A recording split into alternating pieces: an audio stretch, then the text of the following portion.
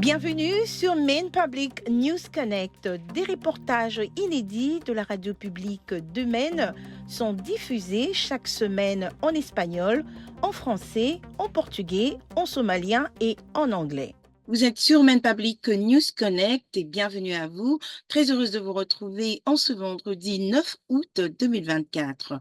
Au sommaire de ce bulletin d'information, nous parlerons des entreprises au bord de l'eau, les loyers dans la ville de Bangor, les forêts anciennes et enfin, nous parlerons du nouveau drapeau de l'État de Maine. Je suis Victoire Liwanga et tout de suite en détail l'actualité de la semaine. Les entreprises situées sur le front de mer de l'État de Maine pourraient bénéficier d'un crédit d'impôt de 30% pour protéger leurs propriétés contre les dommages causés par les tempêtes en vertu d'un projet de loi proposé par le sénateur de Maine, Angus King. L'expression front de mer actif désigne les entreprises et les infrastructures qui soutiennent l'économie maritime de Maine, y compris l'industrie de la pêche commerciale. Une grande partie du front de mer de Maine a été gravement endommagée par plusieurs tempêtes extrêmes l'hiver dernier, soulignant la vulnérabilité des infrastructures clés. Le gouvernement de l'État a récemment accordé 21 millions de dollars à des dizaines de fronts de mer en activité pour les aider à se reconstruire après les tempêtes. Une étude commandée par la ville de Bangor révèle que les prix de loyer augmentent plus rapidement que ceux de la plupart des autres villes de l'État.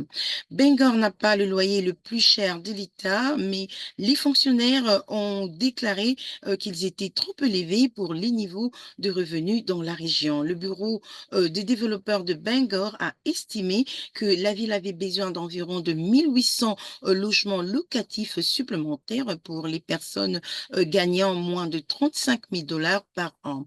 La ville offre actuellement un site de 11 acres aux développeurs afin d'encourager la construction des logements plus abordables. Les défenseurs de la nature appellent à soutenir un plan fédéral visant à protéger les vieux arbres dans les forêts nationales, y compris de milliers d'hectares de bois dans le Maine. La proposition de US Forest Service ralentirait l'abattage de vieux arbres et protégerait les forêts matures. Les opposants affirment que ce plan rendra plus difficile la gestion des forêts et la prévention des incendies dévastateurs tels que ceux qui ont ravagé certaines régions de l'Ouest ces dernières années.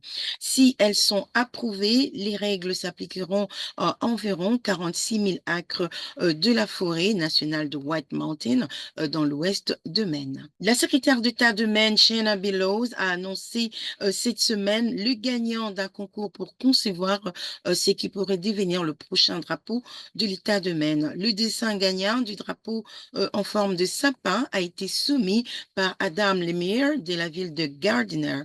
Il représente un sapin blanc, l'arbre de l'État de Maine, et une étoile sur un fond beige.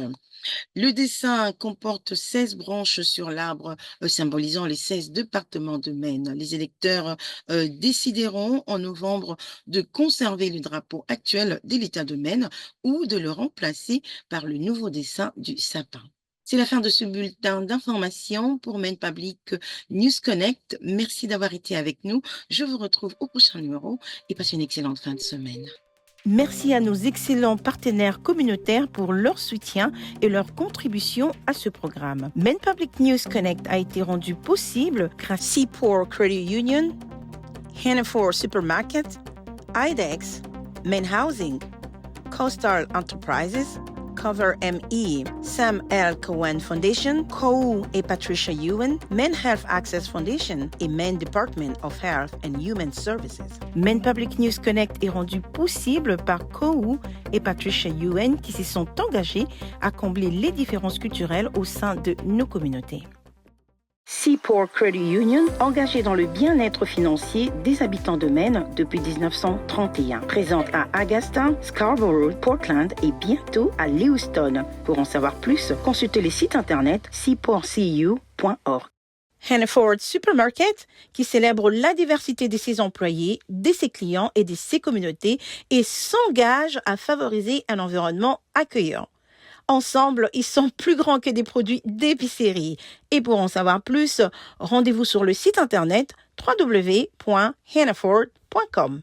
Chez Men Housing, on sait qu'un logement abordable est essentiel. Le programme First Generation donne aux habitants de Maine la possibilité d'être les premiers de leur famille à posséder un logement. L'accession à la propriété est possible. Et pour en savoir plus, consultez les sites internet menhousing.org. Si vous avez perdu votre assurance maladie ou si vous avez eu un événement majeur dans votre vie, vous pouvez trouver un plan qui vous convient et une aide financière pour le payer sur le site internet coverme.gov. Les choses changent avec MaineCare. Restez connectés pour rester couverts. Mettez à jour vos informations dès aujourd'hui sur le site internet mymainconnection.gov.